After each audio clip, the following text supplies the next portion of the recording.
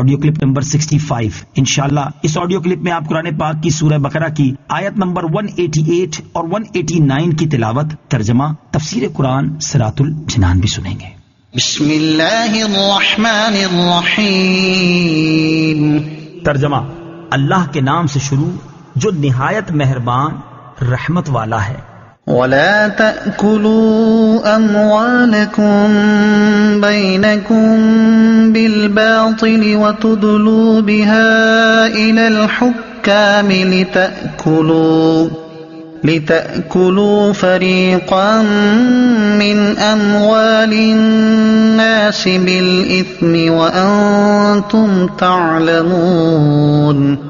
ترجمہ: اور آپس میں ایک دوسرے کا مال ناحق نہ کھاؤ اور نہ حاکموں کے پاس ان کا مقدمہ اس لیے پہنچاؤ کہ لوگوں کا کچھ مال ناجائز طور پر جان بوجھ کر کھا لو. وَلَا تَأْكُلُوا أَمْوَالَكُمْ بَيْنَكُمْ بِالْبَاطِلِ. اور آپس میں ایک دوسرے کا مال ناحق نہ کھاؤ. تفسیر صراط الجنان میں ہے، اس آیت میں باطل طور پر کسی کا مال کھانا حرام فرمایا گیا، خواہ وہ لوٹ کر ہو یا چھین کر، چوری سے یا جوئے سے، یا حرام تماشوں یا حرام کاموں، یا حرام چیزوں کے بدلے، یا رشوت یا جھوٹی گواہی سے. یہ سب ممنوع و حرام ہے. مسئلہ اس سے معلوم ہوا کہ ناجائز فائدے کے لیے کسی پر مقدمہ بنانا اور اس کو حکام تک لے جانا ناجائز و حرام ہے. اسی طرح اپنے فائدے کی غرض سے دوسرے کو ضرر پہنچانے کے لیے حکام پر اثر ڈالنا، رشوتیں دینا حرام ہے. حکام تک رسائی رکھنے والے لوگ اس آیت کے حکم کو پیش نظر رکھیں. حضرت ابوبکر صدیق رضی اللہ تعالیٰ عنہ سے روایت ہے کہ نبی کریم صلی اللہ تعالی علیہ وآلہ وسلم نے ارشاد فرمایا، وہ شخص ملعون ہے جو اپنے مسلمان بھائی کو نقصان پہنچائے یا اس کے ساتھ دھوکہ کرے. یہ بھی معلوم ہوا کہ جھوٹی گواہی، جھوٹی وکالت، جھوٹے مقدمے کی پیروی و کوشش کی اجرتیں حرام ہیں. حرام کے بارے میں آگے تفصیل سے بیان آئے گا.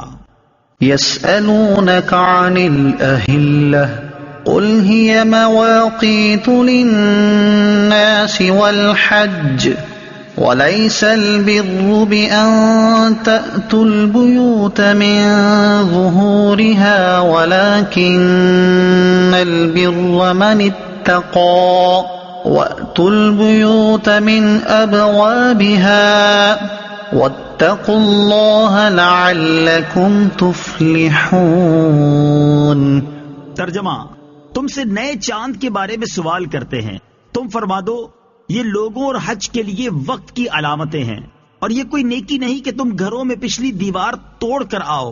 ہاں، اصل نیک تو پرہیزگار ہوتا ہے. اور گھروں میں ان کے دروازوں سے آؤ اور اللہ سے ڈرتے رہو اس امید پر کہ تم فلاح پاؤ. يسألونك عن الأهلة تم سے نئے چاند کے بارے میں سوال کرتے ہیں. تفسیر صراط الجنان میں ہے. شان نزول یہ ہے کہ یہ آیت حضرت معاذ بن جبل رضی اللہ تعالی عنہ اور ایک دوسرے صحابی رضی اللہ تعالی عنہ کے جواب میں نازل ہوئی. ان دونوں نے نبی پاک علیہ الصلوۃ والسلام سے چاند کے گھٹنے بڑھنے کے متعلق سوال کیا.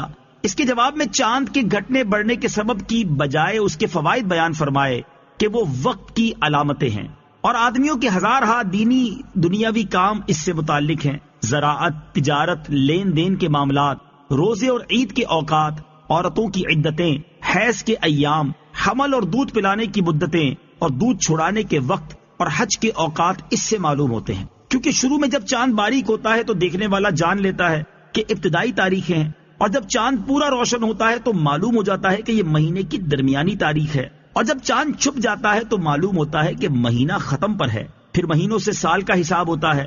یہ وہ قدرتی جنتری ہے جو آسمان کے صفحے پر ہمیشہ کھلی رہتی ہے، اور ہر ملک اور ہر زبان کے لوگ پڑھے بھی اور بے پڑھے بھی سب اس سے اپنا حساب معلوم کر لیتے ہیں. یاد رہے کہ بہت سے احکام میں چاند کا حساب رکھنا ضروری ہے، جیسے بالغ ہونے کی عمر کے اعتبار سے، یوں ہی روزہ، عیدین، حج کے مہینوں اور دنوں کے بارے میں، یوں ہی زکوٰۃ میں جو سال گزرنے کا اعتبار ہے وہ بھی چاند کے اعتبار سے ہے. وَلَيْسَ الْبِرُّ، اور یہ کوئی نیکی نہیں. تفسیر صراط الجنان میں ہے. اس کا شان نزول یہ ہے کہ زمانہ جاہلیت میں لوگوں کی یہ عادت تھی کہ جب وہ حج کے لیے احرام باندھ لیتے تو اپنے مکان میں اس کے دروازے سے داخل نہ ہوتے، اگر ضرورت ہوتی تو پچھلی دیوار توڑ کر آتے اور اس کو نیکی جانتے.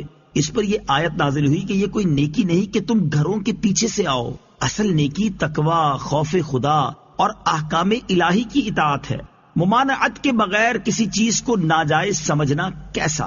اس سے معلوم ہوا کہ کسی چیز کو بغیر ممانعت کے ناجائز سمجھنا جہلا کا کام ہے۔ اپنی طرف سے غلط قسم کی رسمیں اور پابندیاں لگا لینا جائز نہیں۔ بہت سے کام ویسے جائز ہوتے ہیں لیکن اپنی طرف سے شرعن ضروری سمجھ لینے سے ناجائز ہو جاتے ہیں، جیسے مسلمان فوت شدگان کے ایصال ثواب کے لیے سویم 40واں وغیرہ کرتے ہیں کہ ویسے کرے تو جائز ہے، لیکن اگر یہ سمجھ کر کریں کہ یہ کرنا ضروری ہے یا دوسرے اور 40ویں دن ہی کرنا ضروری ہے تو ناجائز ہے۔ یوں ہی سویم اور 40واں وغیرہ جائز ہے تو انہیں اپنی طرف سے ناجائز کہنا بھی حرام ہے، کفار کے طرز عمل کی نکالی ہے۔ بہرحال افراط و تفریط سے بچنا ضروری ہے اور اس طرح کی چیزوں کی طرف غور کرنا چاہیے۔ شادی، مرگ اور زندگی کے دیگر معاملات میں نہ جانے کیسی کیسی رسمیں کہاں سے گھس آئی ہیں۔